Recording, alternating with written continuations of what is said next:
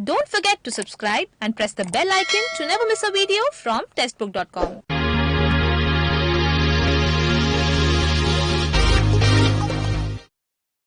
Hello friends, a very good evening to all of you. So guys, मुझे पता है कि इंटरनेट कनेक्शन के कारण कुछ दिनों से हम एक प्रॉब्लम फेस कर रहे हैं, है ना। सो दैट्स वाई कल का क्लास जो है वो मैंने कैंसिल किया और आज का भी जो क्लास था वो कैंसिल हो रहा था। So actually this video I am recording against the video of 20th नवंबर। तो अभी 20th नवंबर है, रात के 9:15 हुए हैं। तो मैं ये नहीं चाहता था कि यार आप लोगों को वीडियो ना मिले या आप लोगों का टाइम एक्सटेंड हो, तो मैं अभी वीडियो रिकॉर्ड कर रहा हूँ और मोस्ट प्रॉब्ली कल सुबह दोपहर को ये वीडियो आ जाएगा। सो आप लोग ये वीडियो देख पाएंगे, ठीक है। So in this video we are going to continue our discussion on fluid dynamics। तो हमने fluid dynamics में unsteady state flow के जो problems थे वो solve कर रहे थे, है ना। और जो लास्ट में हमने केस किया था that was establishment of the flow। जो आपने लास्ट में मेरे साथ केस किया था establishment of flow का किया था।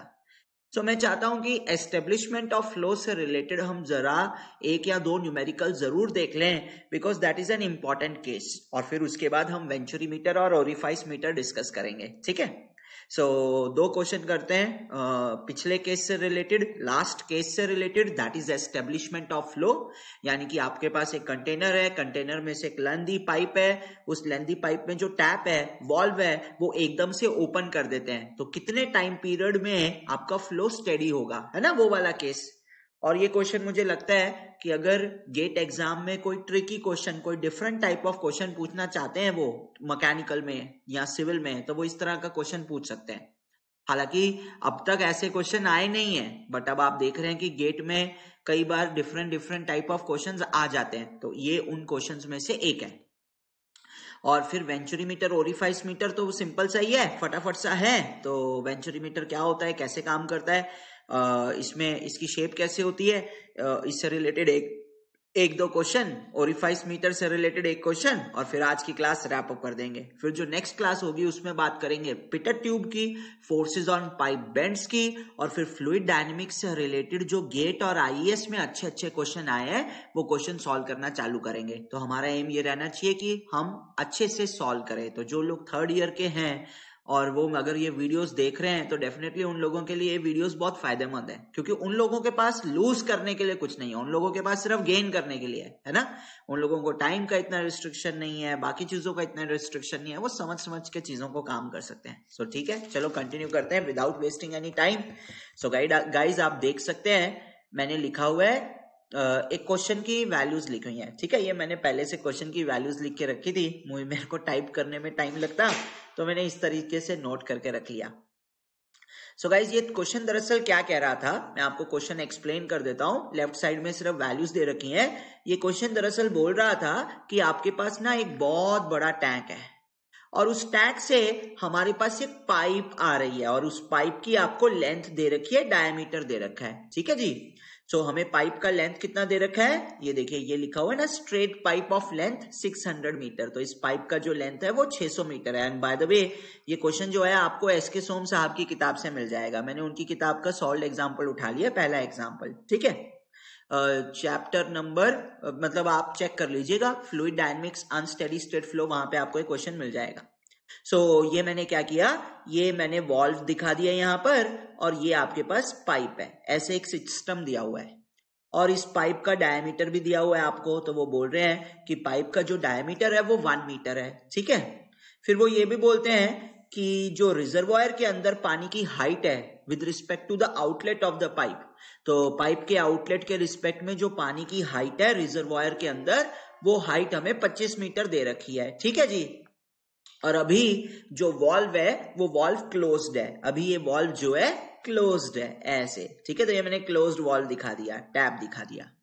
अब वो बोलता है कि भैया इस पूरी पाइप में तो जो पाइप लेंथ है, तो पाइप जब पानी पाइप में मूव करेगा सो कुछ फ्रिक्शनल लॉसेस होते होंगे अगर पानी पाइप में मूव करेगा। सो वैसे हमें पता है कि जो फ्रिक्शनल लॉस का जो फैक्टर होता है वो फैक्टर जो है वो Reynolds number of the flow पे डिपेंड करता है। तो अगर फ्लो वेलोसिटी चेंज करती है तो फ्रिक्शन फैक्टर भी चेंज करेगा। मगर उन्होंने बोला है कि फ्रिक्शन फैक्टर जो है वो कांस्टेंट है, फ्रिक्शन फैक्टर कांस्टेंट है और कितना है 0.025। तो आप एक कांस्टेंट फ्रिक्शन फैक्टर लेंगे चाहे कुछ भी रेनॉल्ड्स नंबर हो 0.025। एक्चुअली ऐसा तब होता है, फ्रिक्शन फैक्टर कांस्टेंट तब हो जाता है जब रेनॉल्ड्स नंबर बहुत हाई हो जाए, यानी कि टर्बुलेंट फ्लो में है हम लोग। दरअसल टर्बुलेंट फ्लो में फ्रिक्शन फैक्टर ऑलमोस्ट कांस्टेंट हो जाता है, रेनॉल्ड्स नंबर चाहे जितना मर्जी हो। फिर वो बोलता है कि पानी जो पाइप में जो ग्लोब वॉल्व लगा हुआ है, तो globe valve is a particular type of valve और उसके कॉरेस्पॉन्डिंग जो लॉस कोफिशिएंट है वो है 10, के की वैल्यू 10 दे रखी है। अब वो बोलते हैं अगर हम इमीडिएटली वॉल्व को ओपन कर देते हैं तो स्टेडी स्टेट वेलोसिटी अचीव होने में कितना टाइम लगेगा। इनफैक्ट वो बोलते हैं कि स्टेडी स्टेट वेलोसिटी का 90% अचीव होने में कितना टाइम लगेगा। सो इस तरह का क्वेश्चन आपको दिया हुआ है, ठीक है। सो गाइज आओ चेक करते हैं। So what we have a container, and this is the pipe from the container and this is the valve in front of container, right? So ये आपको पाइप दिख गया। आई होप मेरे पीछे कुछ नहीं जा रहा है, लेट मी चेक, कहीं मेरे पीछे तो नहीं जा रहा है, नहीं मेरे पीछे नहीं जा रहा है, बच गए, ठीक है। And this is the height of water in container. और मैं एक चीज और बताना भूल गया, जो हाइट ऑफ वाटर है वो कांस्टेंट मेंटेन्ड है, height of water is maintained constant. अब गाइस देखो होता क्या है कि मान लो स्टेडी स्टेट फ्लो हो रहा है। कैसा फ्लो हो रहा है? स्टेडी स्टेट फ्लो हो रहा है। तो जब आप स्टेडी स्टेट फ्लो की बात करेंगे, सो एक तरह से मैं केस को थोड़ा सा रिपीट भी कर रहा हूं ताकि आपका रिवाइज हो जाए। तो जब हम स्टेडी स्टेट फ्लो की बात करेंगे तो अगर मैं 2 पॉइंट्स ले लूं 1 और 2, सो 1 point is at the top level of reservoir and 2 point is at the exit of the pipe. So basically 1 से 2 एक स्ट्रीम लाइन होगी। So for steady state conditions, कौन सी कंडीशंस के लिए? स्टेडी स्टेट कंडीशंस के लिए, steady state conditions. For steady state conditions अगर आप 1 से 2 के बीच में बर्नौलीज इक्वेशन लगाते हैं तो आप जो क्या बोलेंगे? आप बोलेंगे पॉइंट 1 पे कुछ हेड है, तो पॉइंट 1 पे हेड कितना है? P1 by rho ji plus V1 square by 2G plus Y1 is equal to P2 by rho ji plus V2 square by 2G plus Y2। और ऑब्वियसली जब पानी का पार्टिकल 1 से 2 पे जाएगा तो पहले तो पार्टिकल जो है रिजर्वायर के अंदर मूव करेगा, तो रिजर्वायर में कुछ लॉसेस होंगे। मगर मेरे ख्याल से आपको याद होना चाहिए कि रिजर्वायर का एरिया ऑफ क्रॉस सेक्शन बहुत लार्ज होता है, तो जो लॉसेस होते हैं वो नेग्लिजिबल होते हैं, है ना। फिर उसके बाद पानी जो है पाइप के अंदर एंटर करेगा, सो एक एंट्री लॉस आएगा। सो मान लेते हैं कि पानी की जो पाइप में वेलोसिटी है वो v वेलोसिटी है। पानी की पाइप में वेलोसिटी कितनी है? v। और ये वेलोसिटी हर जगह सेम होगी। क्यों? क्योंकि पाइप का जो क्रॉस सेक्शन है वो यूनिफॉर्म है। पाइप का क्रॉस सेक्शन 1 मीटर डायामीटर का है। पाइप का क्रॉस सेक्शन का डायामीटर कितना है? 1 मीटर। और ये हर जगह सेम है, यूनिफॉर्म क्रॉस सेक्शन का पाइप है। तो अगर यूनिफॉर्म क्रॉस सेक्शन का पाइप हो तो जितना फ्लो वेलोसिटी यहां होगा उतना ही फ्लो वेलोसिटी यहां भी होगा। सो पाइप के अंदर हर जगह वेलोसिटी कितनी है? v। इनफैक्ट जितनी फ्लो वेलोसिटी पाइप के अंदर होगी उतनी ही flow velocity free liquid jet की भी होगी। सो पाइप के अंदर वेलोसिटी कितनी है? v। तो फ्री लिक्विड जेट की वेलोसिटी कितनी भी होगी? v। तो यहां भी वेलोसिटी में कैपिटल V लिख सकता था। एक्चुअल में ऐसा नहीं होता है, रियल में ऐसा नहीं होता है, बट फिर भी हम एज्यूम करते हैं, ठीक है। हमारी लेवल पे हम एज्यूम करते हैं। So P2 by rho ji plus V2 square by 2G plus Y2 plus losses. So there will be an entry loss. There will be an entry loss. Then there will be a loss in the pipe. तो pipe के अंदर frictional losses होंगे, तो वो भी losses आएंगे। तो मैं अभी के लिए उसको HF लिख देता हूं। और फिर उसके बाद वॉल्व में भी लॉस होगा। सो यहां पे आ गया वॉल्व का लॉस। तो अभी आपने स्टेडी स्टेट कंडीशंस के लिए पाइप के अंदर स्टेडी स्टेट कंडीशंस के लिए 1 और 2 पॉइंट के बीच में बर्नौलीज इक्वेशन लगा दिया। अब पॉइंट 1 तो एटमॉस्फेयर को एक्सपोज्ड है तो प्रेशर 0। जो 2 पॉइंट है उसको एलिवेशन का रेफरेंस ले लो तो ये भी 0। अब 2 पॉइंट तो फ्री लिक्विड जेट के अंदर है तो यहां भी प्रेशर 0, ठीक है जी। अब पॉइंट 1 रिजर्वायर में, और रिजर्वायर का एरिया ऑफ क्रॉस सेक्शन बहुत लार्ज है तो यहाँ पे वेलोसिटी भी नेग्लिजिबल आएगी। सो एक्चुअल में V1 वैल्यू 0 नहीं है, मगर V1 नेग्लिजिबल है। V1 कैसी है? नेग्लिजिबल है। V1 is much small as compare to V2 और जब इसका स्क्वायर करेंगे तो अगर ये 1 है और ये 100 है तो जब आप स्क्वायर करते हैं तो v1 स्क्वायर कितना रह जाएगा 1 और v2 स्क्वायर कितना हो जाएगा 10,000। सो v2 स्क्वायर के रिस्पेक्ट में v1 स्क्वायर नेग्लिजिबल है तो इसको इग्नोर कर दिया। कई बार ऐसे भी बोला जा सकता है कि यार यही तो पॉइंट है जहां से पार्टिकल मूव करना चालू करता है, मे बी ऐसे भी बोल सकते हैं। सो अब आपके पास रह गया y1 is equal to v2 square by 2g plus entry loss plus friction loss plus valve loss. तो मेरे ख्याल से आप क्या बोलेंगे y1, so y1 is capital H। आपने 2 पॉइंट को रेफरेंस लिया तो y1 क्या बन जाएगा, height of water in reservoir above the exit is equal to v2 square by 2g। मगर v2 square by 2g, v2 तो पाइप वेलोसिटी के बराबर ही है, 2 पॉइंट पे जो वेलोसिटी है वो पाइप के अंदर की वेलोसिटी के बराबर है। अब हेड लॉस कैसे लिखते हैं, तो आप एंट्री लॉस लिखेंगे, तो एंट्री लॉस मेरे ख्याल से लिखेंगे so loss coefficient for entry जो कि 0.5 होता है। याद है आपको जब शार्प एंड्स होती हैं तो ये वैल्यू 0.5 होती है ना। So loss coefficient for entry is 0.5 and this is multiplied by velocity head of the flow in the pipe. इस तरह से आप एंट्री लॉस लिखते हैं।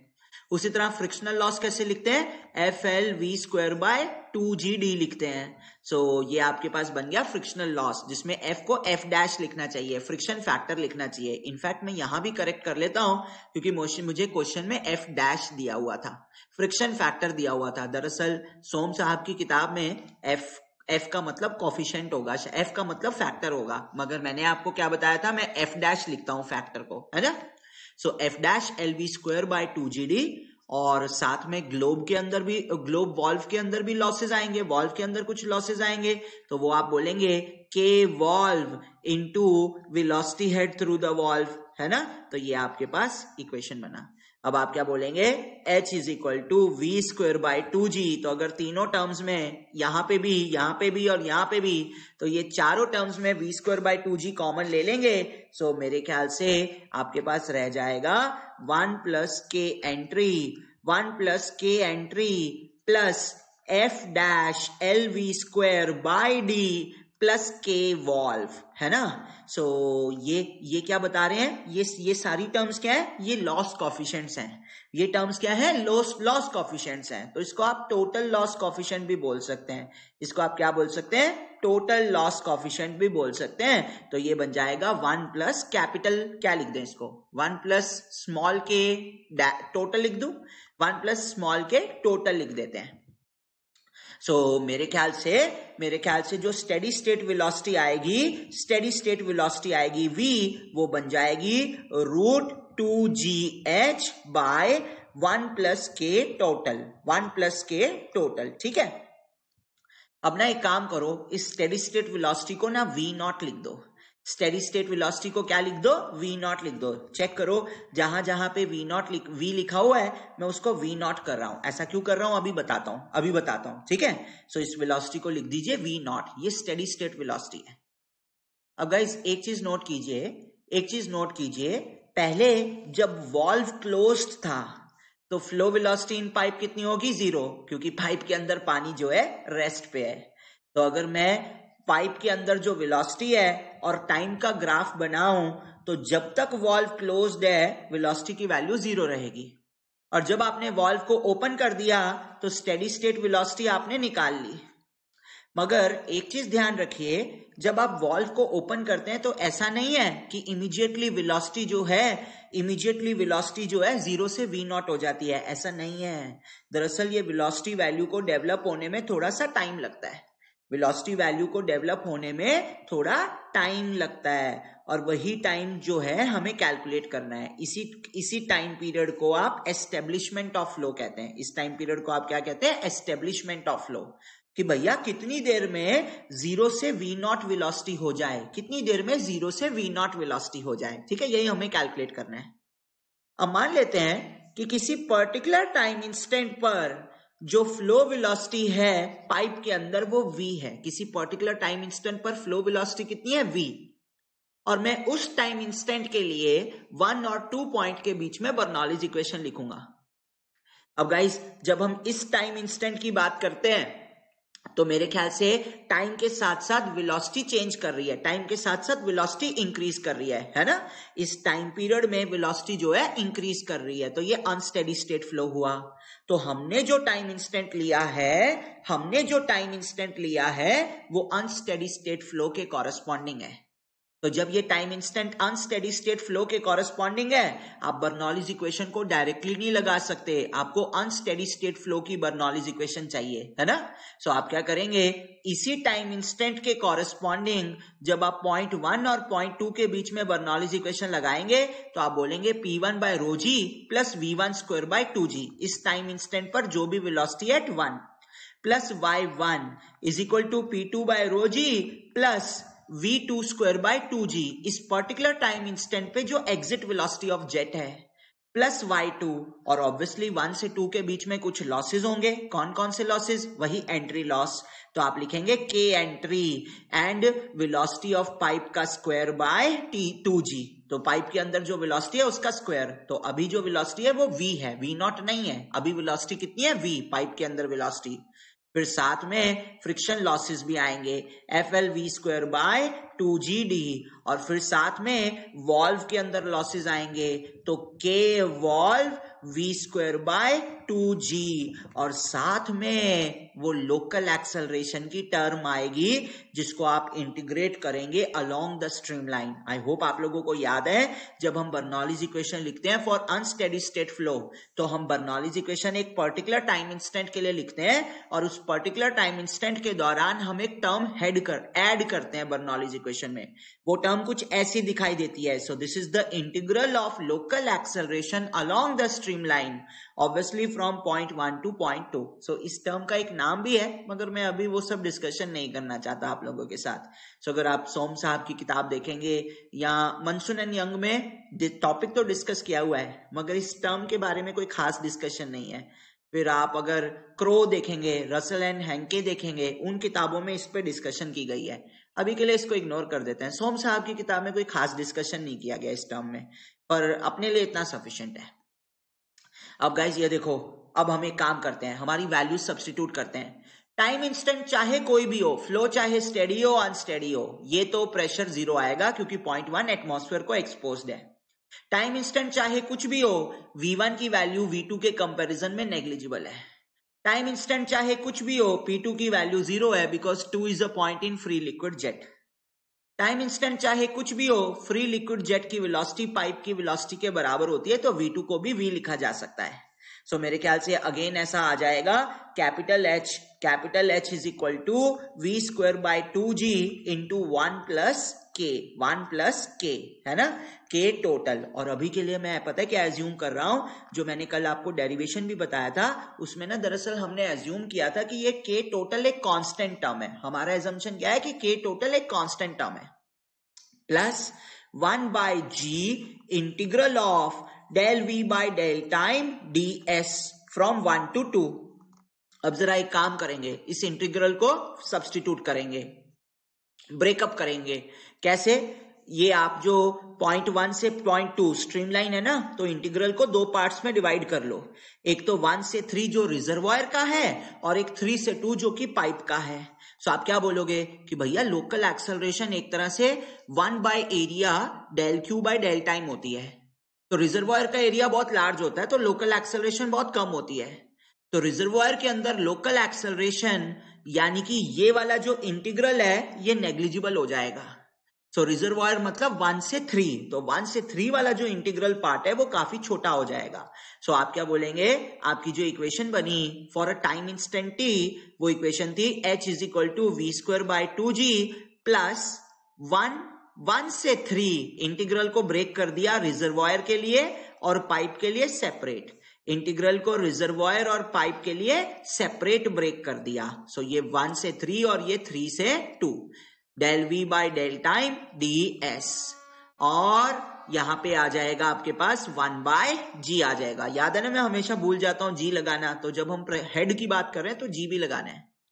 अब भैया पाइप के अंदर तो ये लोकल एक्सेलरेशन टर्म नियरली 0 है, तो ये इंटीग्रल बहुत नेग्लिजिबल हो जाएगा।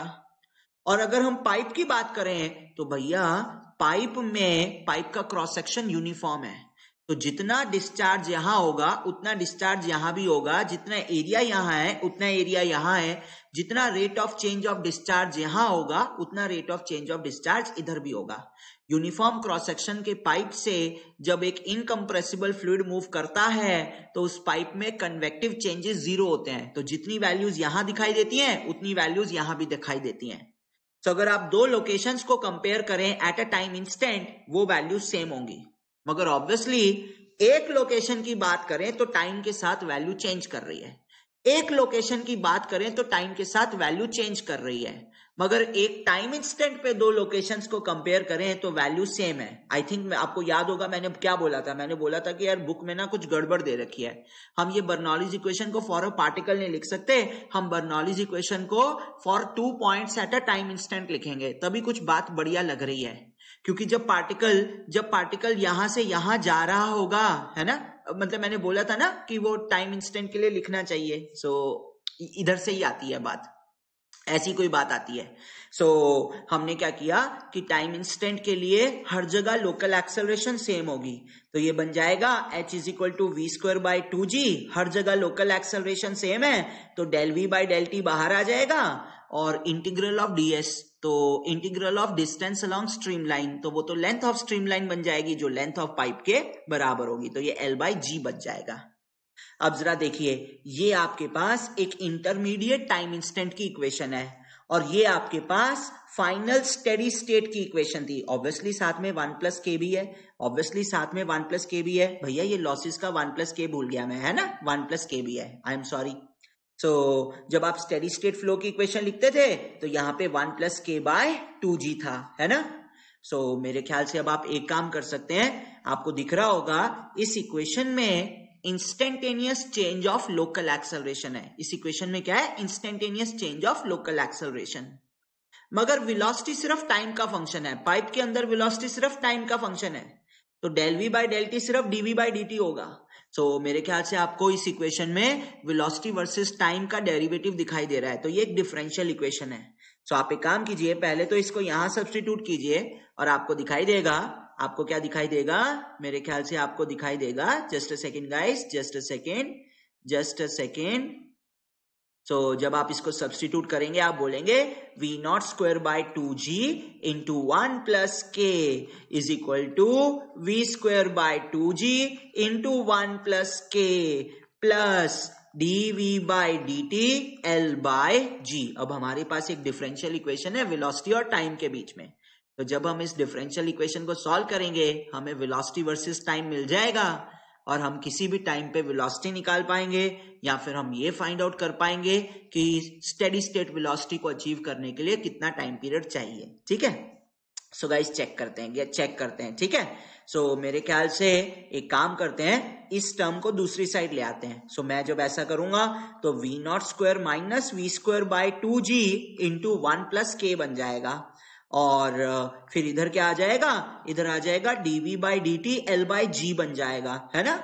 सो मेरे ख्याल से आप एक काम कर सकते हैं, वेरिएबल सेपरेबल फॉर्म अगर लगाएं तो g और g कैंसिल आउट हो जाएगा और इधर बन जाएगा 1 प्लस के बाय 2l बन जाएगा।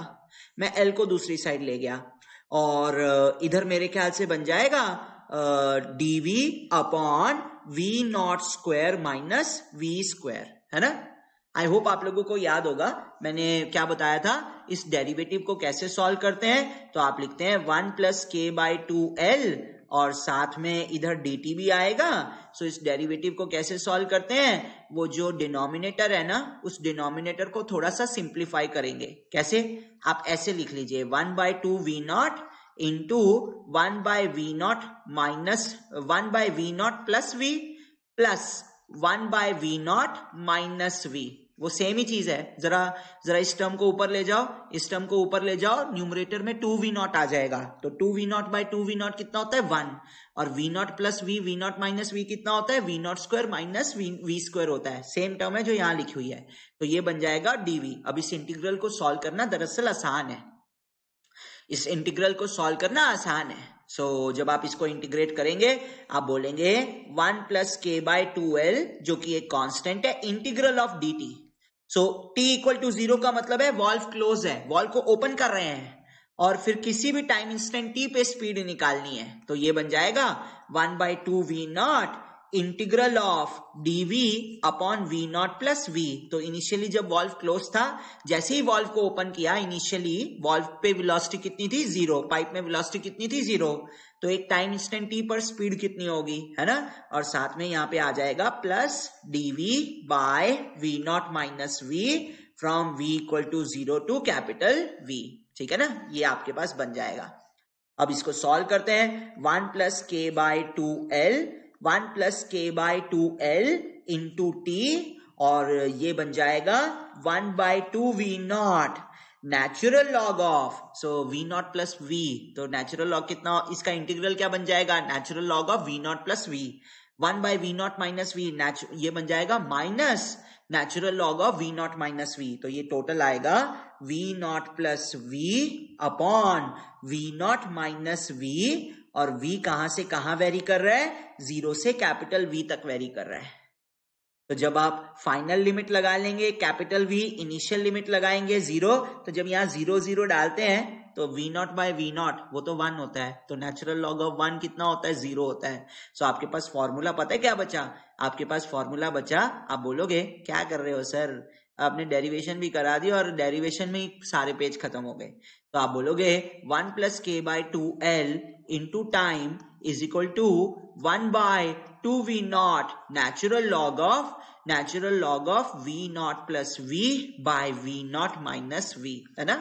सो अगर आपको निकालना है कि t टाइम इंस्टेंट पर कितनी स्पीड होगी, तो वो स्पीड इतनी होगी, या फिर आप ये भी फाइंड आउट कर सकते हैं इतनी स्पीड अचीव करने में कितना टाइम लगा, ठीक है।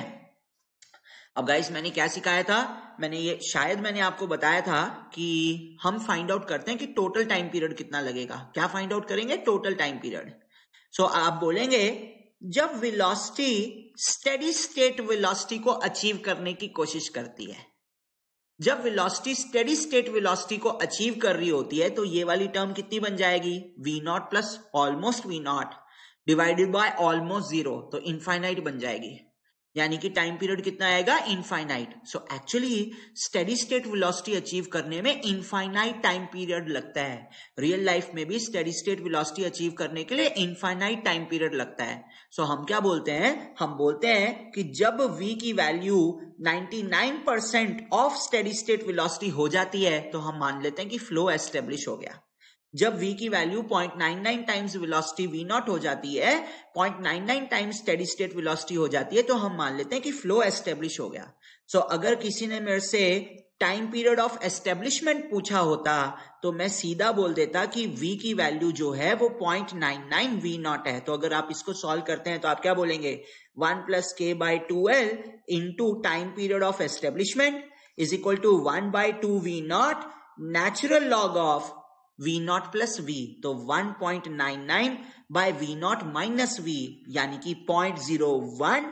इसको आप सॉल्व करते तो आपको टाइम पीरियड मिलता। अब मेरे ख्याल से ये यहाँ पे एक बार चेक कर लेते हैं, यहाँ पे 2l था क्या, चेक कर लेते हैं, क्योंकि ना मिस्टेक नहीं होना चाहिए, थोड़ा सा भी मिस्टेक होता है चीजों में सो हमारी वाट लग जाती है बाद में। सो v not square minus v, g से g कैंसिल आउट हो जाएगा, 2l आ जाएगा। सो ठीक है जी, यहाँ पे 2l ऑलरेडी है और ये वाला 2 कैंसिल आउट हो जाएगा, ये 2 कैंसिल आउट हो जाएगा। सो आप सीधा बोलेंगे time period for flow establishment is natural log of 199, natural log of 199 into upon v not into 1 plus के। इस तरह से सॉल्व कर सकते हैं, है ना, ऐसे सॉल्व कर सकते हैं।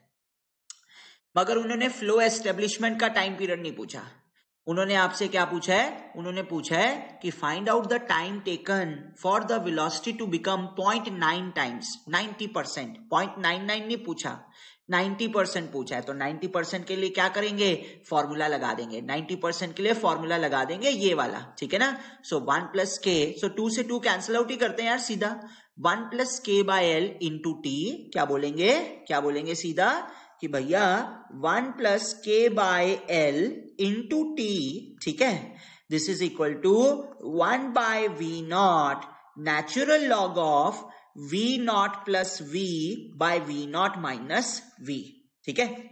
सो सबसे पहले तो हमें फाइंड आउट करना होगा वी नॉट, फाइंड आउट करना होगा इस क्वेश्चन में, तभी आप इन चीजों को सॉल्व कर पाएंगे, ठीक है ना। सो पहले वी नॉट फाइंड आउट करते हैं, steady state velocity find out करते हैं। सो मेरे ख्याल से हमें क्वेश्चन में दे रखा है, हमें क्वेश्चन में एफ डैश की वैल्यू दे रखी है, कितनी दे रखी है 0.025।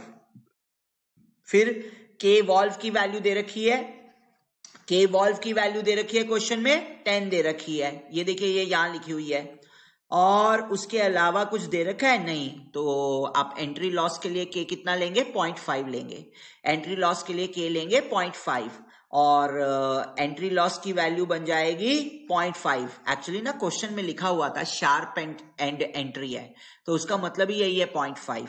और h की वैल्यू दे रखी है 25 मीटर, l की वैल्यू दे रखी है 600 मीटर, d की वैल्यू दे रखी है 1 मीटर, h की वैल्यू 25 मीटर, l की वैल्यू कितना 600 मीटर, और d की वैल्यू 1 मीटर। सो आपको याद होगा मैंने v नॉट निकालना सिखाया था, वो कितना बन जाता है √2gh बाय 1 प्लस k बन जाता है, k total 1 plus k total बन जाता है। तो k टोटल कैसे लिखेंगे, k टोटल हमने सीखा था कि वो तो बराबर होता है k एंट्री के यानी कि 0.5 प्लस k वॉल्व के यानी कि 10 plus f dash l by d के, है ना, F L V square by 2gd, तो F dash L by D. तो एफ डैश कितना दे रखा है 0.025, एल कितना दे रखा है 600 मीटर, डी कितना दे रखा है 1 मीटर। सो चेक करते हैं ये कितना आ रहा है। सो मेरे ख्याल से 600 इंटू 25/1000, तो यार ये तो 15 बनना चाहिए जहां तक मुझे पता है। सो 600 into 0.025 divided by 1000 divided by 1, sorry divided by 1। सो 15 बन रहा है, तो 15 प्लस 10 25, 25 प्लस 0.5 25.5। अरे वाह यार, मैंने कैलकुलेटर के बिना कैलकुलेट कर लिया था, बहुत बढ़िया।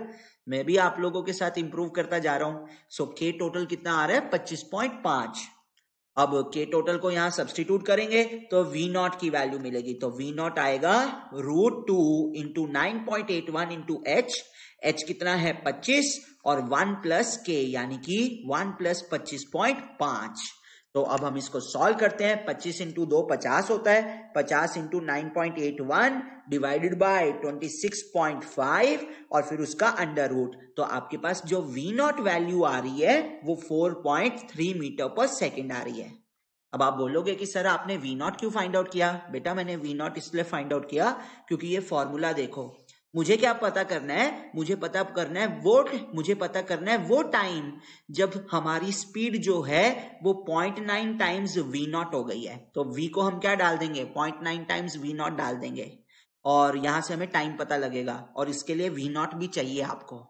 सो मैं क्या करूंगा, अब मैं लिखूंगा, अब मैं फाइनल फॉर्मूला लगाऊंगा गाइस, फाइनल फॉर्मूला लगाएंगे। सो आप बोलेंगे कि भैया जब आपकी स्पीड v है, सो हम बोल सकते हैं v not plus v by v not minus v, इसका नेचुरल लॉग लो, फिर उसको 1 बाय वी नॉट से डिवाइड करो। ये किसके बराबर होता है 1 plus K by L into time period के बराबर होता है, ठीक है। 1 प्लस के, तो के कितना है हमारा के टोटल, सो हमारा के टोटल कितना है 25.5, तो 1 प्लस के बन जाएगा 26.5। लेंथ ऑफ द पाइप कितनी है 600 मीटर। 1 बाय टाइम हमें निकालना है, 1 बाय वी नॉट यानी कि 4.3 एंड नेचुरल लॉग ऑफ, तो V not plus 0.9 V not 1.9 V not, V not minus 0.9 V not 0.1, तो ये बन जाएगा आपके पास नेचुरल लॉग ऑफ 19 बन जाएगा। सो अगर मैं सारी टर्म्स को दूसरी साइड ले जाऊंगा तो 600 by 4.3 into natural log of 19 divided by 26.5, मेरे ख्याल से ऐसा कुछ आ रहा है। सो अगर आप इसको डिवाइड करेंगे 600 डिवाइडेड बाय 4.3 करेंगे, डिवाइडेड बाय 4.3 करेंगे, फिर 26.5 से डिवाइड करेंगे और नेचुरल लॉग ऑफ 19 से मल्टीप्लाई करेंगे, तो आपके पास टाइम आ जाएगा, ठीक है ना। क्लियर है guys? All of you please be fast, check कर लीजिए, कोई दिक्कत तो नहीं आ रही है, कोई प्रॉब्लम तो नहीं आ रही, ऑल ऑफ यू। सो एक बार कैलकुलेशन जरूर चेक कर लेना, मतलब मेथड हमारा बिल्कुल सही है, बट फिर भी ना आप लोग कैलकुलेशन चेक कर लिया करो। क्या होता है कि आप लोगों को पढ़ाना है, कंप्यूटर के आगे बैठ के पढ़ाना है, तो सुबह भी क्लास होती है, शाम की भी क्लास होती है, रात तक आते आते थोड़ा सा स्ट्रेस्ड हो जाता हूँ। तो एक बार ना कैलकुलेशन जरूर चेक कर लेना कि कैलकुलेशन सही है या नहीं है, ठीक है। सो एक बार मैं एस.के. सोम साहब की किताब में भी चेक कर लेता हूँ। मैं वही खोला है, मैंने ओपन किया है, तो 15.5 सेकेंड आ रहा है गाइस, 15.5 सेकेंड आ रहा है, बिल्कुल सही जा रहे हैं, मैंने भी वही निकाला है। गुड, वेरी गुड, अरे वाह, क्वेश्चन सही हो गया हम लोगों का, ठीक है। So good. तो हमें कितना टाइम हो गया है? तो हमें ऑलमोस्ट 35 मिनट्स हो गए हैं, है ना। सो मैं एक क्वेश्चन और लाया था इसी से रिलेटेड, तो एक काम करते हैं, अभी के लिए आप क्वेश्चन नोट कर लो, पर पहले थोड़ा सा हम थ्योरी भी खींच लेते हैं, है ना। तो थोड़ा सा हम वेंचुरी मीटर, ओरिफाइस मीटर के बारे में बात कर लेते हैं। आप ये क्वेश्चन जो है नोट कर लीजिए, इस क्वेश्चन को नोट कर लीजिए। सो चेक करते हैं कि हम कितना पढ़ पाते हैं, तो फिर बाकी कल कंटिन्यू करते रहेंगे। सो ये क्वेश्चन क्या दिया हुआ है कि आपके पास एक रिजर्वॉयर है, रिजर्वॉयर से पाइप आ रहा है जिसका लेंथ है 600 मीटर, पाइप का डायमीटर है 1 मीटर और हेड जो है 23 मीटर है। उसने बोला है कि जो के वॉल्व है वो 10 है और उसके अलावा जितने भी माइनर लॉसेस हैं, तो माइनर लॉसेस हम कैसे लिखते हैं, है ना, जैसे एंट्री लॉस हो गया, पाइप बेंड हो गया, तो जितने भी लॉसेस हैं वो उनका के जो है मिलाकर 2 है।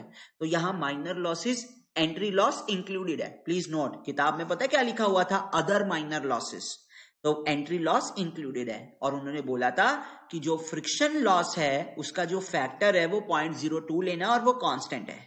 तो वो बोलते हैं कि जब आप एकदम से वॉल्व खोलेंगे तो 12 सेकंड बाद कितना स्पीड होगा। सो मेरे ख्याल से आपको यही करना है, आपको सीधा ये फॉर्मूला लगाना है, 1 + k टोटल, अब मुझे याद सा हो रहा है ये formula, 1 + k total by L into the time period of time period is equal to 1 by v naught natural log of v naught plus v by v naught minus v। आपको क्या फाइंड आउट करना है, आपको 12 second पर v की value find out करनी है ना। सो आप क्या करेंगे, यहाँ पे टाइम की वैल्यू डाल देंगे 12, के टोटल की वैल्यू डालेंगे कैसे, 10 + 2 plus f dash l by d, तो आपको के टोटल मिल जाएगा। और L की वैल्यू आपको 600 मीटर दे रखी है, मगर आपको V0 की वैल्यू चाहिए होगी। V0 की वैल्यू कैसे निकालेंगे, स्टेडी स्टेट फ्लो कंडीशन से निकालेंगे। सो आप क्वेश्चन सॉल्व कर पाएंगे, ठीक है। सो एनीवेज चलो आगे बढ़ते हैं, थोड़ा सा आगे बढ़ते हैं। एक बार वेंचुरी मीटर की बात कर लेते हैं। And I know venturi meter is quite easy, all of you are aware of it, but फिर भी प्रोटोकॉल क्या कहता है कि हमें मेरे साथ भी पूरा सिलेबस करना है। मुझे पता है कि यार आप लोग बहुत इंटेलिजेंट हो और आप सभी को venturi meter, orifice meter, Peter tube बहुत अच्छे से आता है, बट फिर भी ना हम इसे इग्नोर नहीं करते, एक बार सॉल्व कर लेते हैं, एक बार समझ लेते हैं। Okay, just a second guys, let me have some water.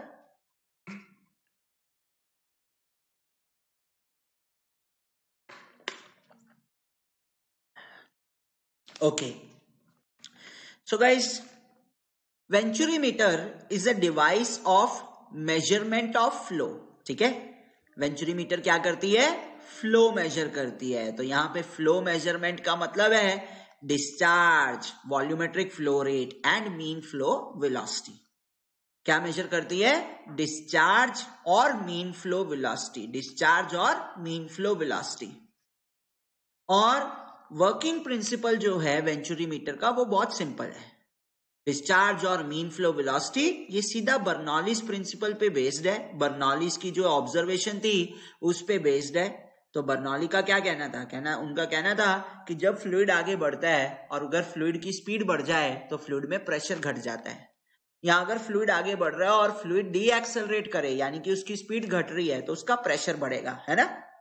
सो उनका यही कहना था, अगर मूविंग फ्लूइड की स्पीड घटती है तो उसका स्टैटिक प्रेशर बढ़ जाता है एज पर बर्नौलीज प्रिंसिपल, क्योंकि P/ρg plus v²/2g plus y ये कांस्टेंट होता है ना। अगर हम आइडियल फ्लो की बात करें तो अलोंग द स्ट्रीमलाइन ये जो टर्म होती है ये कांस्टेंट होती है, और अगर वेलोसिटी बढ़ती है तो प्रेशर घटता है। बस इस प्रिंसिपल पे बेस्ड हुए, ये इसका वर्किंग प्रिंसिपल है, बर्नौलीज प्रिंसिपल।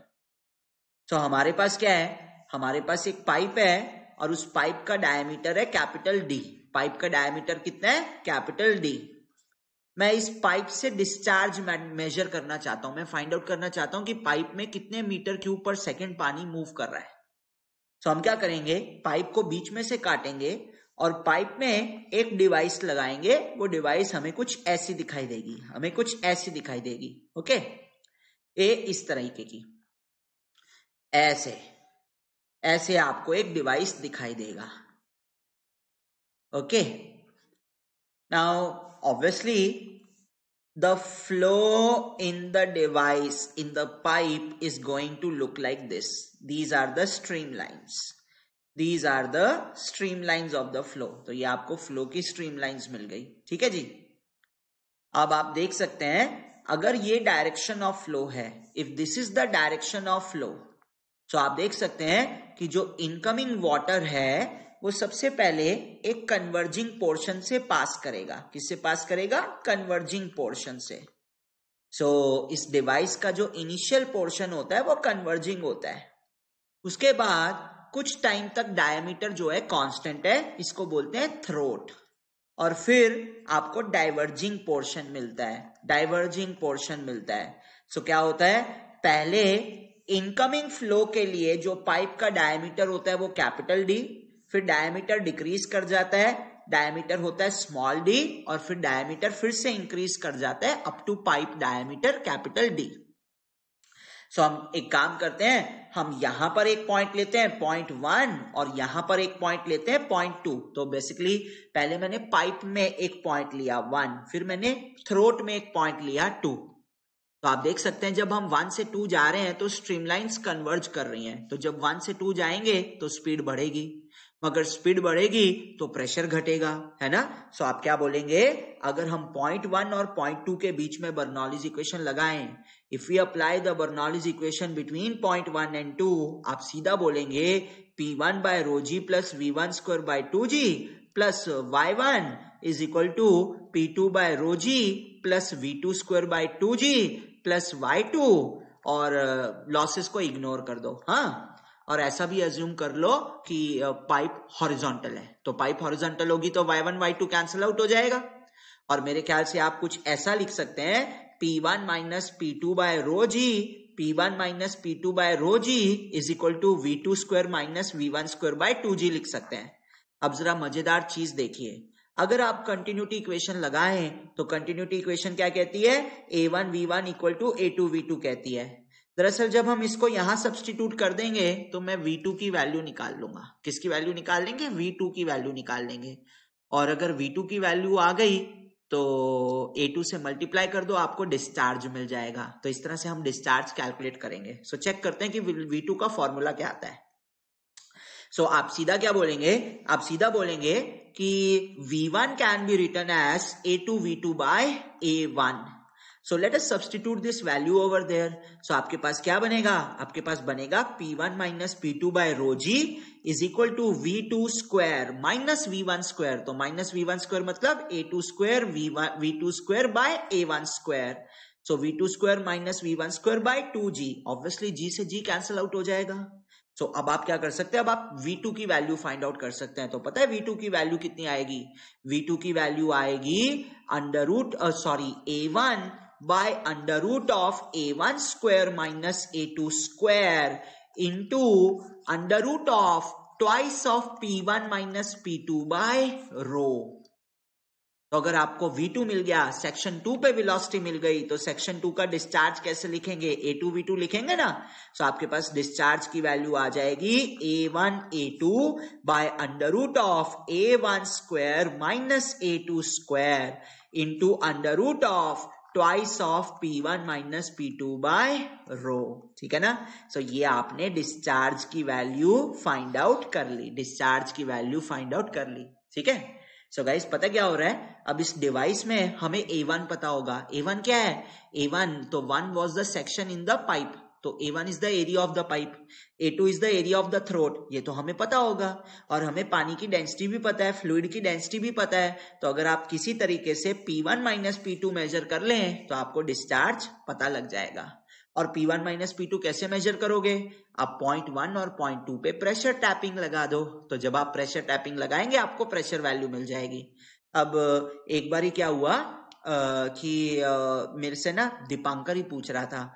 सो दीपांकर ना कंफ्यूज हो रहा था कि जैसे इंक्लाइंड पाइप हो, कैसी पाइप हो, इंक्लाइंड पाइप हो, तो इंक्लाइंड पाइप में अगर वेंचुरी मीटर लगाते हैं, शायद दीपांकर का क्वेश्चन था या आबरा का क्वेश्चन था, मुझे 100% श्योर नहीं है, मगर किसी एक जने ने क्वेश्चन पूछा था कि सर अगर आप यहाँ पे ऐसे यूट्यूब डिफरेंशियल मैनोमीटर लगा रहे हो बिटवीन 0.1 एंड 0.2, सो क्या ये सही वैल्यू देगा प्रेशर की? समझ रहे हैं ना आप? ऐसा कुछ सिस्टम बन रहा है, ऐसा कुछ सिस्टम बन रहा है, तो वेलोसिटी, वो प्रेशर ग्रेडियंट्स जो आएंगे, इस तरह से एक क्वेश्चन पूछा था। तो इसके बारे में मैंने बाद में सोचा, मैंने पता क्या सोचा कि अगर ये आपके पास पाइप है तो आप यहां नहीं लगाओगे, आप ऐसे लगाओगे, समझ रहे हैं, यहां से निकलेगा। जिसने क्वेश्चन पूछा था वो समझ जाएगा कि मैं क्या कह रहा हूं। मेरे को ना एग्जैक्टली क्वेश्चन दिमाग में नहीं आ रहा है, ये मैं करते करते यहाँ करते करते मेरे दिमाग में आया था, तो उसके बाद मैंने सोचा था क्लास के जस्ट बाद जो भी क्वेश्चन था कि वो दरअसल यहां से निकलेंगी टैपिंग्स जो है यहां से निकलेंगी, साइड से, ना कि नीचे से, ठीक है? क्योंकि हॉरिजॉन्टल प्रेशर ग्रेडियंट अभी भी जीरो ही होगा, पानी चाहे इंक्लाइंड के अलॉन्ग मूव कर रहा है, मगर हॉरिजॉन्टल प्रेशर ग्रेडियंट अभी भी जीरो होगा। जिस भी बच्चे ने क्वेश्चन पूछा है वो अपना क्वेश्चन याद कर लेना, आंसर मिल जाएगा आप लोगों को, आपको। ओके, सो ये आपने डिस्चार्ज निकाला, इस तरह से आप डिस्चार्ज फाइंड आउट कर सकते हैं, ठीक है? अब एक काम करते हैं, एक पॉइंट लिखना चाहता हूं मैं, एक ना पॉइंट लिखना चाहता हूं। सो पॉइंट ये है कि हमेशा याद रखो, इस तरह से वेंचुरी मीटर में, जब आप वेंचुरी मीटर में आपको क्या फाइंड आउट करना है? प्रेशर ड्रॉप फाइंड आउट करना है ना? सो प्रेशर ड्रॉप कैसे मेजर करेंगे? By use of some U tube differential manometer. हमेशा याद रखो कि यूट्यूब डिफरेंशियल मैनोमीटर में जो रीडिंग आती है वो आपको क्या देती है? वो पीजोमेट्रिक हेड का डिफरेंस देती है। क्या डिफरेंस देती है? पीजोमेट्रिक हेड का डिफरेंस देती है। सो एक काम करते हैं, अगर पाइप इंक्लाइंड होती तो केस कैसा बनता, ये चीज चेक करेंगे हम लोग। अगर पाइप इंक्लाइंड होगी तो केस कैसा बनेगा, ये चीज हम लोग चेक करने वाले हैं। सो ये मेरे पास एक इंक्लाइंड पाइप है, ये मेरे पास एक इंक्लाइंड पाइप है, और ये पाइप में हमारे पास एक वेंचुरी मीटर लगा हुआ है, ऐसे। तो पहले कन्वर्जिंग पोर्शन होगा, फिर थ्रोट होगा, और फिर डाइवर्जिंग पोर्शन होगा। पहले कन्वर्जिंग पोर्शन होगा, थ्रोट होगा, फिर डाइवर्जिंग पोर्शन होगा, और ये हमारे डायरेक्शन ऑफ फ्लो है, ठीक है? अब मुझे क्या करना है? मुझे फाइंड आउट करना है डिस्चार्ज। सो मैं क्या करूंगा, ये साइड से एक प्रेशर टैपिंग निकालूंगा, एक कनेक्शन निकालूंगा, एक कनेक्शन पाइप के अंदर और एक कनेक्शन थ्रोट के अंदर, और ये यहाँ पे ऐसे वर्टिकल हमारे पास U2 मैनोमीटर रहेगा, ठीक है? सो ये आपके पास U2 मैनोमीटर दिखाई दे रहा है। सो गाइस, मेरा थोड़ा सा स्लाइड की कटिंग हो रही है, आई होप आप लोगों को समझ आ जाएगा। ये 0.1 है और ये 0.2 है। हमें पता है 0.1 तो बिल्कुल पाइप के मिडल में होगा, है ना? सो हमने हॉरिजॉन्टल से इसीलिए निकाली टैपिंग, क्योंकि ये जो डायरेक्शन है, इस डायरेक्शन के अलॉन्ग प्रेशर ग्रेडियंट जीरो है, तो मिडल में जो प्रेशर आएगा और जो यहां पे प्रेशर आएगा वो सेम आएगा, इसलिए। सो अब मेरे पास क्या है, मुझे दिख रहा है कि मुझे तो पता है 1 पे स्पीड कम है। अगर 1 पे स्पीड कम है तो प्रेशर हाई होगा, और अगर 1 पे प्रेशर हाई है तो ये वाली जो लाइन है इसमें मरकरी का लेवल नीचे होगा। सो जो भी मैनोमेट्रिक फ्लूइड है, जो भी हमारे पास मैनोमेट्रिक फ्लूइड है, उस मैनोमेट्रिक फ्लूइड का लेवल जो है वो नीचे होगा, ठीक है? और 2 पॉइंट पे वेलोसिटी का हाई है तो प्रेशर कम होगा। अब एक काम करते हैं, इसको ले लेते हैं, रेफरेंस ले लेते हैं एलिवेशन का, इसको रेफरेंस ले लेते हैं एलिवेशन का, ठीक है? सो मैं पता क्या कर रहा हूं, मैं ये चेक कर रहा हूं कि अगर इंक्लाइंड पाइप होती है तो फॉर्मूला में कोई चेंज आता है या सेम रहता है, ये चेक कर रहा हूं, क्योंकि y1 y2 एलिमिनेट हो रहा था ना। सो मेरे पास क्या आएगा, मेरे पास बन जाएगा 0.1 की जो हाइट है वो तो बन जाएगी y1 फ्रॉम द ग्राउंड, और उसी तरह 0.2 की जो हाइट होगी वो बन जाएगी y2 फ्रॉम द ग्राउंड, और इन दो मर्करी लेवल्स का जो डिफरेंस है वो है HM। क्या डिफरेंस है? HM है। अब मैं सबसे पहले ना बर्नौलीज इक्वेशन लिखता हूं, तो जब मैं बर्नौलीज इक्वेशन लिखूंगा, जब भी मैं बर्नौलीज इक्वेशन लिखूंगा 1 और 2 के बीच में P1 by rho ji plus V1 square by 2G plus Y1 plus y1 is equal to P2 by rho ji plus V2 square by 2G plus Y2। ठीक है, ये बर्नौलीज इक्वेशन लिख दिया। और हमारे पास क्या बन जाएगा, हमें तो वेलोसिटी वैल्यूज निकालनी है ना, तो वेलोसिटी वैल्यूज को एक साइड, बाकी वैल्यूज को दूसरी साइड।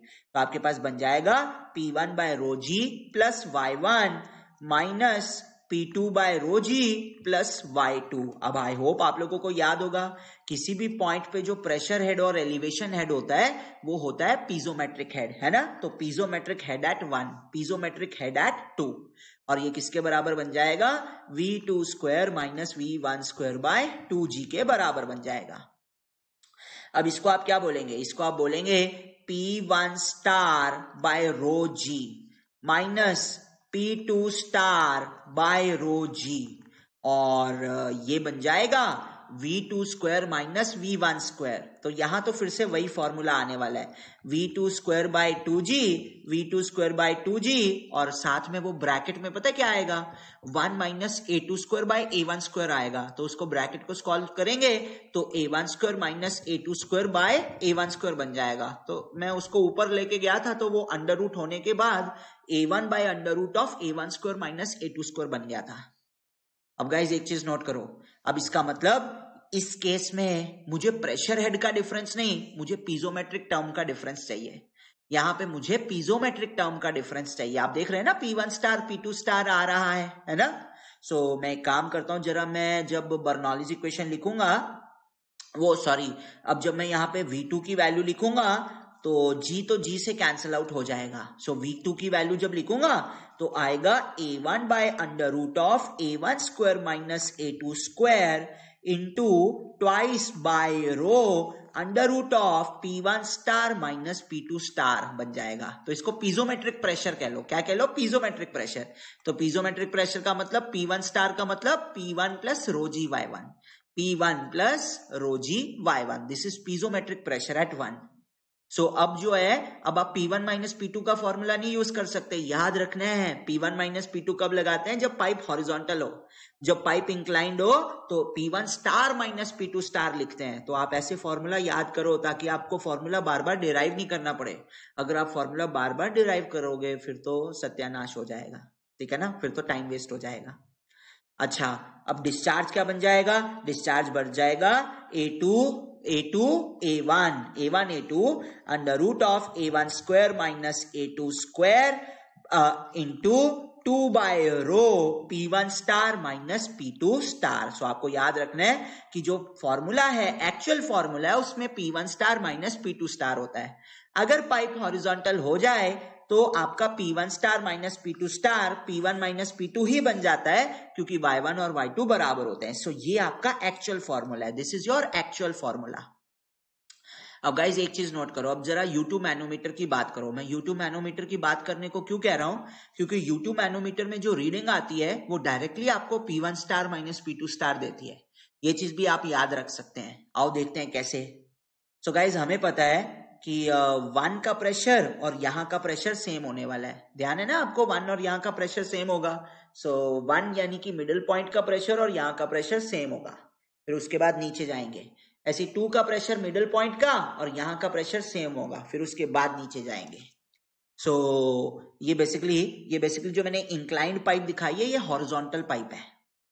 सो मेरे ख्याल से यहां पर आप जो प्रेशर लिखेंगे पॉइंट ए पे। सो U2 मैनोमीटर कैसे सॉल्व करते हैं, आप 2 पॉइंट्स लेते हैं जिनका लेवल सेम हो, ए और बी, है ना।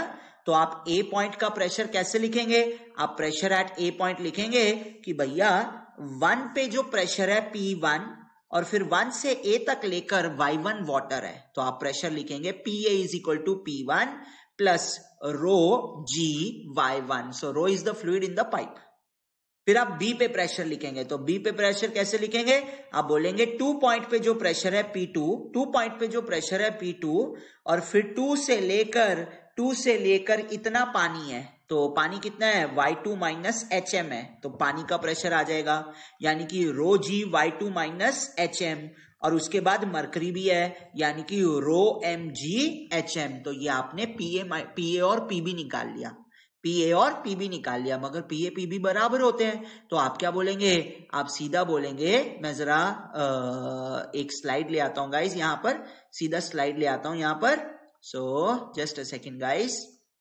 हाँ, सो पीए और पीबी बराबर हैं, तो जब पीए पीबी बराबर हैं आप बोलेंगे PA is equal to PB, therefore P1 plus rho g Y1 is equal to P2 plus rho g Y2 minus YM plus rho M g HM। अब मैंने बोला ना कि P1 star minus P2 star का direct formula याद कर सकते हो, कैसे, P1 plus rho g Y1 ये तो P1 स्टार होता है, और P2 plus rho g Y2 ये P2 स्टार होता है, तो P1 star is equal to P2 star minus rho g YM plus sorry YM मतलब HM ओनली, मैंने YM लिख दिया, YM मतलब HM माइनस HM, एक मिनट सॉरी गाइस, एक minute, minus rho g YM, so YM की जगह हम HM लिख लेते हैं, YM की जगह HM लिखेंगे, गलती से आ गया मेरे से, YM HM plus rho m g h m. So देखो P1 star minus P2 star कितना आ रहा है, तो P1 star minus P2 star directly आ रहा है, रो डायरेक्टली आ रहा है आपके पास, ये आपके पास आ रहा है rho m minus rho g h m. So guys इस फॉर्मूला को भी ना डायरेक्टली याद करो, आपका टाइम बचेगा। जो P1 star minus P2 star आता है U2 मैनोमीटर से, वो rho m minus rho g h m होता है। रो एम क्या है, मैनोमेट्रिक फ्लूइड की डेंसिटी, रो क्या है, डेंसिटी ऑफ वाटर, और एच एम क्या है, height of manometric fluid, the difference of level of manometric fluid. So आपका जो फॉर्मूला बन जाएगा डिस्चार्ज का, वो बन जाएगा, कितना बन जाएगा, A1A2 under root of A1 square minus A2 square into root under root of P1 star minus P2 star, so twice होता है ना, तो ये बन जाएगा 2GHM rho m minus rho by rho भी आएगा साथ में, तो ये बन जाएगा 1 minus rho m by rho minus 1 बन जाएगा। ये मैंने फॉर्मूला लिख दिया सारा, ठीक है। तो ऐसे आप डिस्चार्ज फाइंड आउट कर सकते हैं, इस तरह से आप डिस्चार्ज फाइंड आउट कर सकते हैं, ठीक है। ऑल ऑफ यू, अच्छा ऑल ऑफ यू तो नहीं बोल सकता, अभी आप लोग नहीं है साथ में,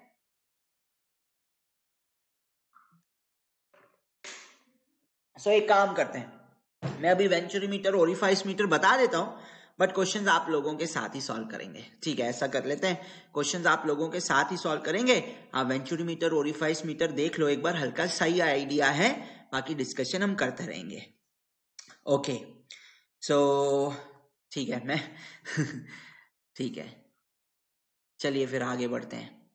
अब गाइस एक चीज आपको ध्यान रखनी है, वो ये चीज है कि आपने जो फॉर्मूला लगाया है अभी, वो आइडियल फ्लो के केस में था जब किसी तरह का हेड लॉस नहीं था, मगर वेंचुरी का मीटर का मतलब क्या है, एक कन्वर्जिंग पोर्शन, एक डाइवर्जिंग पोर्शन। तो आपको भी पता है कि जब भी फ्लो ज्योमेट्री में चेंज आता है तो वहां किसी ना किसी तरह का हेड लॉस दिखाई देता है।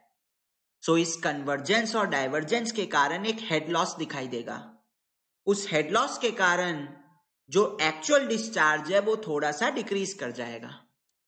सो आपने जो डिस्चार्ज निकाला वो थ्योरेटिकल डिस्चार्ज है, सो ये जो आपने वैल्यू निकाली है ये थ्योरेटिकल वैल्यू है, A1A2 by under root of A1 square minus A2 square into twice of P1 star minus P2 star by rho, ठीक है। और डेफिनेटली आप इस वैल्यू को तो ऐसे भी लिख सकते हैं, twice GHM row m by rho minus 1, इस वैल्यू को तो आप ऐसे भी लिख सकते हैं, है ना। तो ये जो आपने फॉर्मूला निकाला है ये थ्योरेटिकल फॉर्मूला निकाला है, क्योंकि आपने हेड लॉसेस को कंसिडर नहीं किया। सो जो एक्चुअल डिस्चार्ज आता है वो थोड़ा सा कम आता है, और एक्चुअल डिस्चार्ज कैसे लिखते हैं, coefficient of discharge into theoretical discharge लिखते हैं। क्या लिखते हैं, coefficient of discharge into theoretical discharge. So her venturimeter का एक कोफिशिएंट ऑफ डिस्चार्ज होता है, जो वेंचुरीमीटर के डिजाइन पे, फ्लो वेलोसिटी पे, फ्लूइड की विस्कोसिटी पे, फ्लूइड की डेंसिटी पे डिपेंड करता है, और वेंचुरीमीटर के डिजाइन का बहुत इंपॉर्टेंट रोल होता है। सो जो अच्छे आपके वेंचुरीमीटर्स होते हैं उन वेंचुरीमीटर्स का जो कोफिशिएंट ऑफ डिस्चार्ज है वो 0.95 से 0.98 के बीच में लाई करता है। ठीक है, ये अच्छे वेंचुरीमीटर है। अच्छे वेंचुरीमीटर का मतलब क्या है कि लॉसेस कम होंगे, तभी आप देख रहे हैं ना कि ये रेशो 1 के करीब है। ये रेशो 1 के करीब है, क्यों? क्योंकि लॉसेस कम है, तो ये एक अच्छा वेंचुरीमीटर होता है। अच्छा वेंचुरीमीटर बनता कैसे है? अच्छा वेंचुरीमीटर तब बनता है जब आप ये कन्वर्जिंग पोर्शन का एंगल जो है एप्रोप्रिएट रखेंगे। आप सडन कॉन्ट्रैक्शन कर देंगे तो हेड लॉस बहुत ज्यादा होगा, तो इसलिए हम इस कोन एंगल को हम इसको थोड़ा सा कोन एंगल देते हैं, सडन कॉन्ट्रैक्शन नहीं करते। फिर उसके बाद ये आपके पास थ्रोट डायमीटर आएगा, ठीक है, और फिर ये आपके पास ये डाइवर्जिंग पोर्शन बनेगा। मैं आपको एक चीज दिखाता हूं, ठीक है, डाइवर्जिंग पोर्शन बनेगा। अब गाइस एक चीज नोट करो, मान लेते हैं आप सडन कॉन्ट्रैक्शन देते हैं कहीं पर, आप क्या करते हैं? सडन कॉन्ट्रैक्शन देते हैं। आपका जो फ्लो होगा ना, वो फ्लो कुछ इस तरीके का बनेगा, ऐसे बनेगा आपका फ्लो। आपको यहां पे एक रीजन दिखाई देगा जहां पर टर्बुलेंस जनरेट होगी और फ्लूइड एंट्रैप्ड है, और ये भी एक रीजन दिखाई देगा जहां टर्बुलेंस जनरेट होगी, फ्लूइड एंट्रैप्ड है। ये लॉसेस को कंट्रीब्यूट करेंगे। हम एंगल ऐसा डिसाइड करते हैं कि हमें ये रीजन्स दिखाई ना दें, और स्ट्रीमलाइंस जो हैं वो आसानी से बाउंड्री को फॉलो कर सकें, बाउंड्री के साथ चिपकी रह सकें। आप देख रहे हैं ना, यहाँ पे सॉलिड बाउंड्री के साथ पानी ब्रेक हो रहा है, स्ट्रीमलाइंस जो है वो सॉलिड बाउंड्री के साथ कंटिन्यू नहीं कर पा रही हैं, अब जाके सॉलिड बाउंड्री को कंटिन्यू करेंगे। तो आपको एंगल जो है ऐसा देना है कि आपकी जो स्ट्रीमलाइंस हैं वो सॉलिड बाउंड्री को कंटिन्यू कर सकें, यानी कि एंगल जो है छोटा होना चाहिए, है ना। एंगल कैसा होना चाहिए? छोटा होना चाहिए। मगर अगर एंगल को बहुत छोटा कर दिया, कौन से एंगल की बात कर रहा हूं? ये वाले कोन एंगल की बात कर रहा हूं। मैं ये नहीं चाहता कि ये कोन एंगल 90 डिग्री हो, मैं 90 डिग्री एंगल नहीं चाहता, मैं एंगल को छोटा चाहता हूं। कैसा चाहता हूं? छोटा चाहता हूं, ताकि स्ट्रीमलाइंस जो है सॉलिड बाउंड्री को फॉलो कर सके और इस तरह के एंट्रैप्ड रीजन्स यानी कि टर्बुलेंस हमें दिखाई ना दे। मगर अगर आपने पाइप जो कन्वर्जिंग एंगल है उसको बहुत छोटा कर दिया, तो आपके कन्वर्जिंग पोर्शन की लेंथ ज्यादा हो जाएगी। लेंथ बढ़ेगी तो फ्रिक्शनल लॉसेस भी बढ़ जाएंगे। तो यहाँ पे आपको एक एप्रोप्रिएट एंगल देना चाहिए, ना बहुत कम ना बहुत ज्यादा। मैंने जैसे कई बुक्स में पढ़ा है तो अलग अलग एंगल्स दिए होते हैं। मेरे ख्याल से आप इतनी वैल्यू ले सकते हैं कि 21 to 25 डिग्री ले सकते हैं। कहीं पे 19 to 23 लिखा होता है, कहीं 21 to 25 लिखा होता है।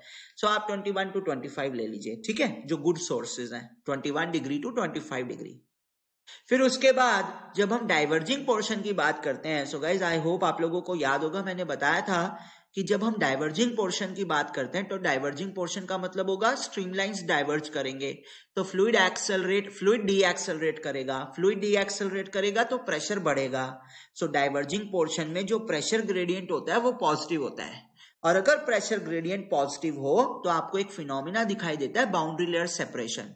उस बाउंड्री लेयर सेपरेशन के कारण फ्रिक्शनल लॉसेस बहुत लार्ज हो जाते हैं। इनफैक्ट वो नॉट फ्रिक्शनल लॉसेस, जो लॉसेस हैं वो बहुत लार्ज हो जाते हैं। इनफैक्ट वो लॉसेस इतने लार्ज होते हैं कि उनके सामने कन्वर्जिंग पोर्शन के लॉसेस नेग्लिजिबल हो जाते हैं। आपको ये चीज ध्यान रखनी है कि आपका प्रेशर ग्रेडियंट पॉजिटिव आएगा मगर वो बहुत हाई प्रेशर ग्रेडियंट ना हो। तो उसके लिए हम इस एंगल को कम से कम रखते हैं ताकि स्ट्रीमलाइंस धीरे धीरे डाइवर्ज करें। तो ये जो एंगल है ये 3 डिग्री to 7 डिग्री के बीच में रहता है। तो मेरे ख्याल से 5 डिग्री एक एप्रोप्रिएट वैल्यू होगी। और जो थ्रोट का डायामीटर है वो डायामीटर पाइप के डायामीटर के 1/4 to 1/3 टाइम्स के बीच में होता है। ये हमारी डायमेंशंस होती हैं वेंचुरीमीटर की, ठीक है। कन्वर्जिंग एंगल अगर बहुत ज्यादा रख दिया, 90 डिग्री के करीब रख दिया, तो सडन कॉन्ट्रैक्शन होगा और आपको लॉसेस दिखाई देंगे। तो हम इसको थोड़ा सा एंगल को कम करते हैं ताकि स्ट्रीमलाइन सॉलिड बाउंड्री को फॉलो कर पाए और ये जो एंट्रैप्ड रीजन्स हैं ये बने ना। मगर अगर एंगल को बहुत छोटा कर देंगे तो लॉसेस ड्यू टू फ्रिक्शन बढ़ जाएंगे। अब डाइवर्जिंग पोर्शन को छोटा करना ही पड़ेगा क्योंकि डाइवर्जिंग पोर्शन में पॉजिटिव प्रेशर ग्रेडियंट होता है, और अगर प्रेशर ग्रेडियंट लार्ज हो गया तो बाउंड्री लेयर सेपरेशन होगा। तो प्रेशर ग्रेडियंट को छोटा करने के लिए एंगल को छोटा करना पड़ेगा। तो इस तरह से आप वेंचुरीमीटर डिसाइड करते हैं और डिजाइन करते हैं, और आपको कोफिशिएंट ऑफ डिस्चार्ज जो है वो अच्छा मिलता है, लॉसेस कम मिलते हैं, और कोफिशिएंट ऑफ डिस्चार्ज की वैल्यू जो है वो 0.95 से 0.98 तक चली जाती है। तो इस तरह से हम वेंचुरीमीटर डिजाइन करते हैं। अब ओरिफाइस मीटर होता है। सो ओरिफाइस मीटर जो है वो वेंचुरीमीटर का एक सिंपल वर्जन है, वो एक्चुअली बिल्कुल सिंपल वर्जन है। अब ओरिफाइस मीटर से रिलेटेड ना मेरे को कुछ डाउट है, सो हो सकता है कि मैं आपको बहुत अच्छे से ओरिफाइस मीटर नहीं बता पाऊं, बट मैं कोशिश करता हूं कि अगर मुझे टाइम अलाउ करेगा तो कल, दरअसल ना मेरे को कल, मतलब हो सकता है ये वीडियो आपको कल ही मिले। सो बेसिकली आज 20 नवंबर है, सो 21 नवंबर को मेरे को अपना ये इंटरनेट कनेक्शन वगैरह ठीक कराना है, क्योंकि आप लोगों को भी प्रॉब्लम हो रही है काफी सारी, है ना। सो इंटरनेट कनेक्शन ठीक कराना है। सो कल हम देखता हूँ, अगर मेरे को कल टाइम मिलेगा तो मैं इसके बारे में और पढ़ के आऊंगा, पढ़ लूंगा इसके बारे में कहीं से। पर अभी मेरे को जितना पता है वो मैं आपको बता देता हूँ। दरअसल मुझे कभी जरूरत ही नहीं पड़ी इसके बारे में डिस्कस करने की ज्यादा, क्योंकि गेट एग्जाम में भी कम है, और जब हम काम करते थे तो हमारी भी कोई डिवाइस ऐसी नहीं थी जहां ओरिफाइस मीटर होता हो। अब गाइस ये आपके पास ओरिफाइस मीटर है। सो ओरिफाइस मीटर में क्या होता है, यहाँ पे कोई कन्वर्जिंग डाइवर्जिंग पोर्शन नहीं होता, यहाँ पे एक सिंपल सर्कुलर प्लेट होती है, ठीक है। उस सर्कुलर प्लेट के अंदर एक होल होता है और उस प्लेट को हम पाइप में लगा देते हैं। सो क्या होगा कि जो पानी की जो स्ट्रीमलाइंस हैं वो स्ट्रीमलाइंस पहले इस तरह से कन्वर्ज करेंगी, पानी की जो स्ट्रीमलाइंस हैं वो इस तरह से कन्वर्ज करेंगी, और फिर उसके बाद जो है डाइवर्ज कर जाएंगी, ऐसे, है ना। अब देखिए क्या होगा कि जो स्ट्रीमलाइंस हैं वो यहाँ कहीं पे एक मिनिमम क्रॉस सेक्शन बनाएंगी, इसको बोलते हैं वीना कॉन्ट्रैक्टा। इसको क्या बोलते हैं, वीना कॉन्ट्रैक्टा, जहां पे मिनिमम क्रॉस सेक्शनल एरिया बनता है, ठीक है। और मैंने ऐसा सुना है कि ये बहुत जरूरी है कि हमें तो क्या करना है, हमें तो P1 और P2 माइनस वो pressure P1 star minus P2 star measure करना है ना। तो P1 स्टार तो आप यहाँ पे मेजर कर लेंगे, यहाँ पे 0.1 ले लेंगे। तो ऐसा कहते हैं कि आपका जो जहां पे आप प्रेशर मेजर कर रहे हैं वो कोशिश करनी है कि वो पॉइंट कहां पर हो, वो पॉइंट वीना कॉन्ट्रैक्टा के पास हो, क्योंकि आपके जो लॉसेस होंगे वो शायद मिनिमम होंगे। दरअसल क्या होता है कि यहाँ पे टर्बुलेंस जितनी ज्यादा होगी यहाँ का प्रेशर उतना रॉन्ग आएगा। सो मे बी उससे कुछ रिलेशन है, मैं एग्जैक्टली नहीं कह सकता, मगर 2 पॉइंट की जो प्रेशर टैपिंग है वो वीना कॉन्ट्रैक्टा के पास होनी चाहिए, वीना कॉन्ट्रैक्टा के साथ होनी चाहिए। और दरअसल स्पीड के अकॉर्डिंगली वीना कॉन्ट्रैक्टा की लोकेशन चेंज करती है। सो मैं एक काम करता हूं, मैं प्लेट के एरिया को बोल देता हूं 2 और वीना कॉन्ट्रैक्टा के एरिया को बोल देता हूं C। सो हमारे पास क्या होता है, हमारे पास एक टर्म होती है कोफिशिएंट ऑफ कॉन्ट्रैक्शन। ये कोफिशिएंट ऑफ कॉन्ट्रैक्शन किसके बराबर होती है, ये बराबर होती है area at vena contracta divided by area of hole के बराबर होती है। और डेफिनेटली ये फ्लो वेलोसिटी पे डिपेंड करेगी। सो अगर आप A2 लिखना चाहें, अगर आप AC लिखना चाहें तो उसको आप coefficient of contraction into AC लिख सकते हैं, ठीक है। अब हम क्या करेंगे, पॉइंट 1 और पॉइंट C के बीच में बर्नौलीज इक्वेशन लगाएंगे। सो जब आप डिस्चार्ज लिखेंगे तो वो बन जाएगा A1 इंटू AC। सॉरी एक काम करता हूं, डिस्चार्ज नहीं लिखता, वेलोसिटी लिखता हूं। मैं ओरिफाइस मीटर में हूं ना, तो ओरिफाइस मीटर में पहले वेलोसिटी लिखते हैं VC। क्या लिखते हैं, VC। अब आप क्या लिखेंगे, VC लिखेंगे, है ना। सो VC किसके बराबर आएगा, VC बराबर आएगा area 1 upon under root of A1 square minus AC square into under root of twice of P1 star minus PC star के बराबर आएगा, अपॉन रो, इसके बराबर आएगा, ठीक है। अब यहां पर आपने क्या नहीं कंसिडर किया, यहां पे आपने एक चीज कंसिडर नहीं की, लॉसेस कंसिडर नहीं किए। आपने 1 और C के बीच में आइडियल बर्नौलीज इक्वेशन लगा दिया, आपने लॉसेस कंसिडर नहीं किए। सो ये जो वेलोसिटी आई है वीना कॉन्ट्रैक्टा पे, ये थ्योरेटिकल वेलोसिटी है। ये कैसी वेलोसिटी है, थ्योरेटिकल वेलोसिटी है। मगर हम क्या करते हैं, हम ओरिफाइस मीटर के लिए हम वीना कॉन्ट्रैक्टा पे एक्चुअल वेलोसिटी लिखते हैं और उसके लिए हम एक टर्म डिफाइन करते हैं, कोफिशिएंट ऑफ वेलोसिटी। क्या डिफाइन करते हो? कोफिशिएंट ऑफ वेलोसिटी डिफाइन करते हो। सो कोफिशिएंट ऑफ वेलोसिटी कुछ भी नहीं है बट वीना कॉन्ट्रैक्टा पे जो एक्चुअल वेलोसिटी होती है उसका रेशियो होता है विद थ्योरेटिकल वेलोसिटी। ठीक है, ये कोफिशिएंट ऑफ वेलोसिटी होता है। सो अब आप क्या लिखेंगे? अब आप एक्चुअल वेलोसिटी लिखेंगे एट वीना कॉन्ट्रैक्टा, आप एक्चुअल वेलोसिटी लिखेंगे एट वीना कॉन्ट्रैक्टा। सो ये बन जाएगा coefficient of velocity into theoretical velocity, coefficient of velocity into theoretical velocity, यानी coefficient of velocity a1 under root of a1 square minus ac square into twice of, guys let me check, मेरे को check करने दो, मेरे पीछे तो नहीं जा रही चीजें, नहीं जा रही, मेरे पीछे नहीं जा रही, बच गए। So P1 star minus P2 star by rho, तो ये आपका actual velocity at vena contract आया। अब देख रहे हैं मैं थोड़ा सा डिफरेंट तरीके से कर रहा हूँ, वेंचुरी मीटर और ओरिफाइस मीटर में थोड़ा सा डिफरेंट तरीके से कर रहा हूँ। सो मैं ढूंढूंगा इसका रीजन, ढूंढ लूंगा कि कोशिश करता हूँ इसका रीजन ढूंढने की ऐसा क्यों है, पर मेरे को अभी कंफर्म नहीं है, मैं आपको ट्रूथफुली बता रहा हूँ। सो जब हम डिस्चार्ज लिखेंगे तो आप डिस्चार्ज कैसे लिखेंगे? एक्चुअल डिस्चार्ज कैसे लिखेंगे? आप एक्चुअल डिस्चार्ज लिखेंगे कि भैया ये बन जाएगा area of vena contracta into actual velocity of vena contracta. ठीक है, सो ये आपके पास बन जाएगा area of vena contracta into coefficient of velocity, और थ्योरेटिकल वेलोसिटी कितनी आई थी? a1 by under root of a1 square minus this ac square into twice of p1 star minus p2 star, p1 star minus pc star by rho. ठीक है ना, correct. अब guys एक काम करते हैं, AC को क्या लिखेंगे? A2 लिखेंगे, होल का एरिया लिखेंगे, तो वो बन जाएगा coefficient of contraction into coefficient of velocity into A1 A2 बन जाएगा, and divided by under root of A1 square minus AC square. तो AC स्क्वायर क्या बन जाएगा? AC स्क्वायर बन जाएगा कोफिशिएंट ऑफ कॉन्ट्रैक्शन का स्क्वायर इंटू AC स्क्वायर। ठीक है, सॉरी, कोफिशिएंट ऑफ कॉन्ट्रैक्शन का स्क्वायर इंटू A2 स्क्वायर, और यहां पे आएगा twice of under root P1 star minus PC star by रो बन जाएगा। तो ये जो मैंने आपको करके दिखाया है, this is exactly according to this S K Som साहब की जो किताब है उसके अकॉर्डिंगली मैंने आपको करके दिखाया है। ठीक है, बाकी थोड़ा सा इसमें टर्बुलेंस देखना पड़ेगा, तभी मैं ढंग से समझ पाऊंगा कि यार हम वीना कॉन्ट्रैक्टा के रिस्पेक्ट में क्यों करते हैं। और मुझे ऐसा लगता है कि वो रीजन ये हो सकता है कि यार देखो, जो वीना कॉन्ट्रैक्टा है ना, वहां पे स्ट्रीमलाइंस का क्रॉस सेक्शन सबसे छोटा है, तो वो जो साइड वाले एंट्रैप्ड रीजन्स हैं उनकी थिकनेस मैक्सिमम होगी, तो उस मैक्सिमम थिकनेस पे जो फ्लो की टर्बुलेंस है वो थोड़ी कम होगी, और डेफिनेटली शेयर स्ट्रेसेस भी कम आएंगे, तो शायद उससे कुछ लेना देना हो सकता है। सो ये मैं एक चेक करूंगा तभी मैं आपको बता पाऊंगा, बट मुझे ऐसा लगता है कि गेट एग्जाम में आपको कोई इफेक्ट नहीं होगा, क्योंकि आप देखेंगे तो गेट एग्जाम में लास्ट 25 ईयर्स में इस तरह का कोई भी क्वेश्चन नहीं आया है, और मेरे ख्याल से पहले के जो 5-6 साल है उनमें भी कोई क्वेश्चन नहीं आया है।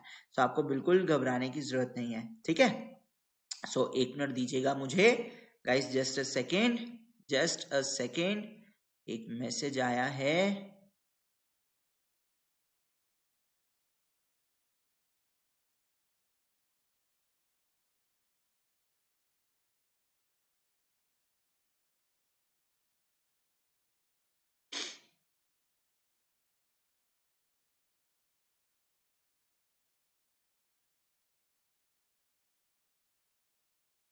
ठीक है, ओके।